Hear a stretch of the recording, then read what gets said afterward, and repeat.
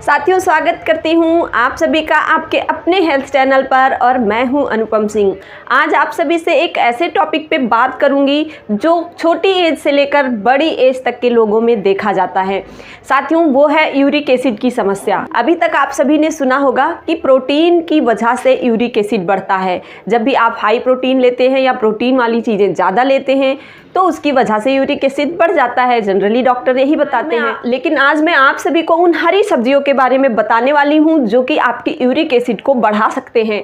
तो लास्ट तक जुड़े रहिए इस वीडियो में, और चैनल पर अगर नए हैं तो जल्दी से सब्सक्राइब कर लीजिए। अभी तक अगर आपने नहीं सब्सक्राइब किया है तो अभी सब्सक्राइब बटन को प्रेस कीजिए और बेल आइकन को भी प्रेस कर लीजिए। चलिए बढ़ते हैं वीडियो में आगे और जानते हैं कि यूरिक एसिड बढ़ता कैसे है।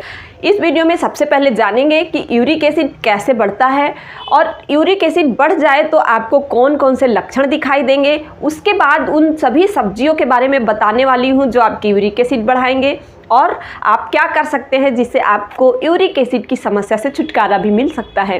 तो चलिए फटाफट से शुरू करते हैं वीडियो को और जानते हैं कि यूरिक एसिड बढ़ता कैसे है।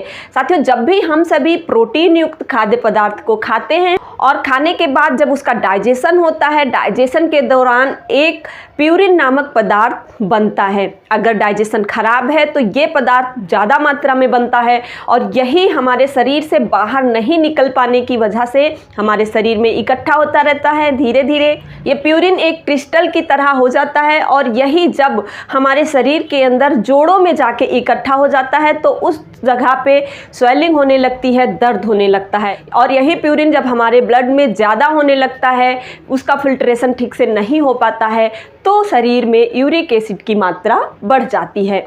ये हो गई बात बढ़ने की। अब बात करते हैं कि यूरिक एसिड बढ़ जाए तो लक्षण कौन कौन से आएंगे। साथियों, जब भी आपको जोड़ों में दर्द हो, घुटने में दर्द हो या गाउट की समस्या हो जाए और कई बार खड़े होने पर आपके हील के निचले हिस्से में पेन होने लग जाए, एंकल जॉइंट में आपके पेन आ जाए, तो ऐसे सब लक्षण आपको दिखे तो एक बार आप यूरिक टेस्ट जरूर करा लीजिए। ये सब छोटे छोटे लक्षण हैं जो यूरिक एसिड के बढ़ने की वजह से शरीर में दिखने लगते हैं। तो चलिए जानते हैं उन सभी सब्जियों को जो यूरिक एसिड बढ़ा सकती हैं। साथियों, उन सब्जियों में शामिल है गोभी, बैगन, पालक, अरबी और फिर बीन्स। ये सभी सब्जियां ऐसी हैं जिनको खाने के बाद इनके डाइजेशन के दौरान शरीर में प्यूरिन की मात्रा बढ़ जाती है। इन सभी सब्जियों में प्राकृतिक रूप से प्रोटीन जरूर पाया जाता है, लेकिन अगर आपका डाइजेशन ठीक नहीं है, और डाइजेशन से हमारा मतलब है कि अगर आपका लीवर, गॉल ब्लैडर, आपके डाइजेस्टिव सिस्टम के जो ऑर्गन्स हैं वो ठीक से काम नहीं कर पाएंगे तो आपके प्यूरिन का जो फिल्ट्रेशन है वो ठीक से आपकी किडनी नहीं कर पाएगी और फिर यही आपके शरीर में धीरे धीरे इकट्ठा होते रहते हैं।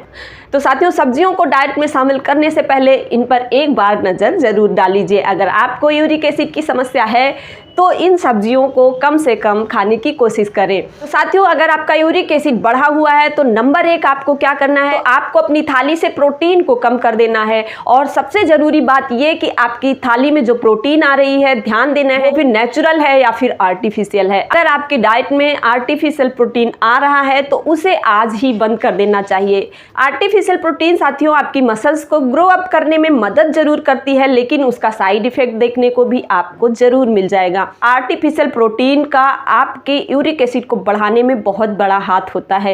तो इसलिए मैं आप सभी से कहूँगी कि कोशिश करिए आर्टिफिशियल प्रोटीन को, बच्चे हों या बड़े हों, किसी को भी नहीं लेना चाहिए। उसे जहाँ तक हो सके अवॉइड करना चाहिए। आप नेचुरल प्रोटीन को ही लीजिए। नंबर 2, आपको यूरिक एसिड से बचने के लिए अपने डाइजेशन को मजबूत बनाना होगा कि आप प्रोटीन खाएं और फटाफट से उसका डाइजेशन हो जाए। क्योंकि साथियों, प्रोटीन वाले जो खाद्य पदार्थ हैं वो हमारे पेट के अंदर 4 घंटे के अंदर अगर डाइजेस्ट नहीं हो जाते हैं तो वो सड़ने लगते हैं। इसकी वजह से प्यूरिन की जो मात्रा है आपके शरीर में ज़्यादा बढ़ जाएगी। तीसरा है, यूरिक एसिड से बचने के लिए आप एलोवेरा, गिलोय और आंवला, इन 3 चीज़ों का जूस बनाकर ज़रूर पीना चाहिए। और चौथा कि आपको ज़्यादा से ज़्यादा मात्रा में पानी भी पीना चाहिए। अपने आहार विहार को नियमित रखना चाहिए और अपने डेली रूटीन में योग को भी 20 से 30 मिनट के लिए शामिल ज़रूर करना चाहिए। इस तरह अगर आप अपनी दिनचर्या को बनाएंगे तो निश्चित ही आपका यूरिक एसिड नॉर्मल हो जाएगा और आप आने वाली बहुत सारी समस्याओं से बच जाएंगे। तो इस तरह इन छोटी छोटी बातों का ख्याल रखिए और आप अपने स्वास्थ्य का ख्याल रखिए, अपना ख्याल रखिए, अपनों का भी ख्याल रखिए। मैं आती हूँ जल्दी से एक नई वीडियो के साथ, तब तक के लिए नमस्कार।